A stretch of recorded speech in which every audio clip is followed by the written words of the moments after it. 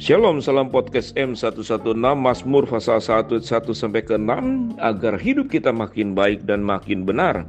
Kita akan belajar tentang tingkatan level berpikir. 6 tingkatan berpikir kritis, bagaimana berpikir secara efektif. Isi dalam artikel ini menekankan akan pentingnya kemampuan higher order thinking atau berpikir tingkat tinggi dan complex thinking. Seperti juga kreativitas, kolaborasi, dan komunikasi juga harus merupakan kemampuan penting yang dipersiapkan kepada setiap siswa.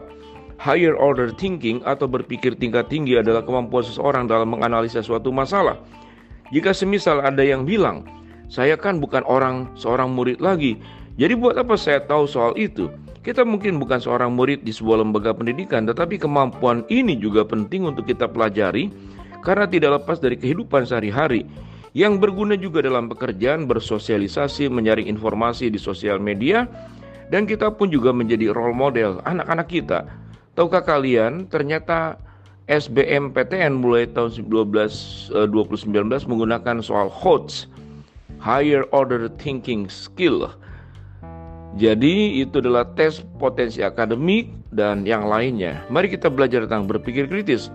Di sepanjang hidup kita akan selalu menggunakan otak untuk berpikir dan mengambil keputusan di dalam pekerjaan. Soft skill seperti kemampuan untuk berpikir kritis dan memecah masalah, serta komunikasi memegang peranan penting.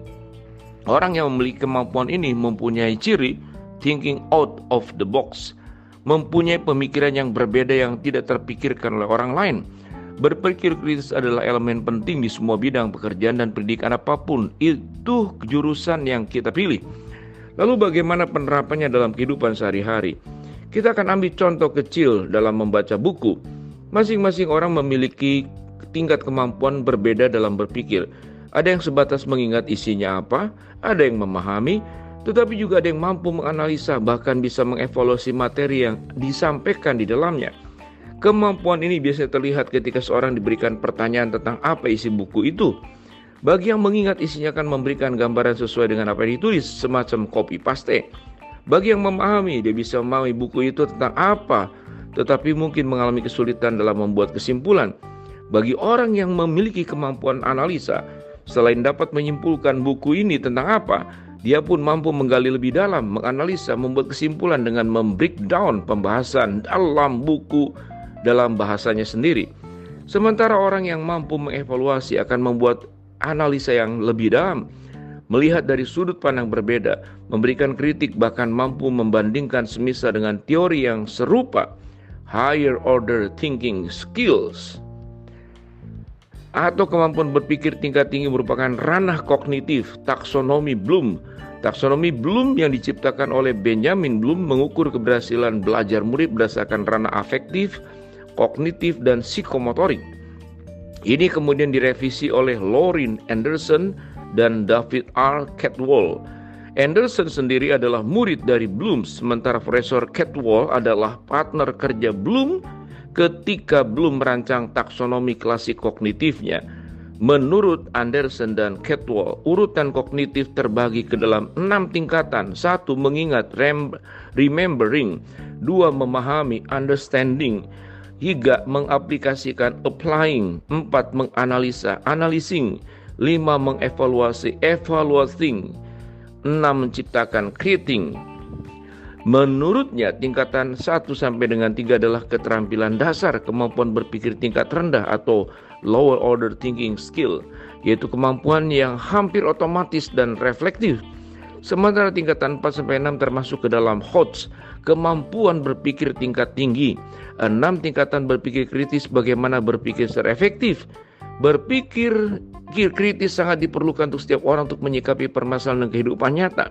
Berpikir kritis ini adalah kemampuan yang kita harus latih sepanjang hidup. Jadi tidak terhenti umur dan tingkatan pendidikan tertentu. Tingkat pertama adalah unreflective thinking. Orang yang di tingkat ini adalah orang yang tidak melakukan refleksi dalam pemikirannya. Orang yang akan berpikir menurut pemikirannya sendiri dan membuat praduga yang bisa juga salah.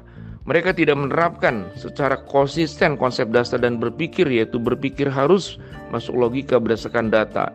Tingkat kedua adalah challenge thinking. Orang yang berada di tingkat ini memiliki kemampuan berpikir yang terbatas. Mereka sadar akan pentingnya berpikir dan mengetahui jika kurangnya wawasan dapat mengakibatkan masalah besar.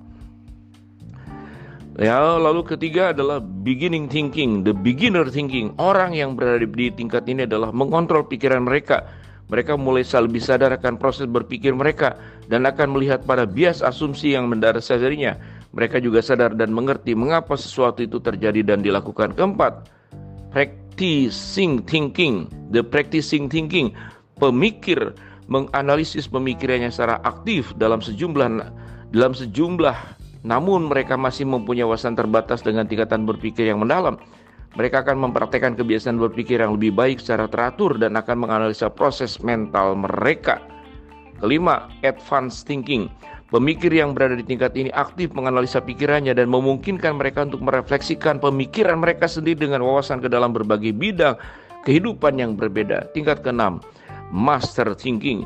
Mereka yang ahli mampu menginternalisasi kemampuan dasar berpikir secara mendalam. Mereka yang ada di tingkat ini sepenuhnya mengendalikan bagaimana mereka membuat keputusan dan proses informasi.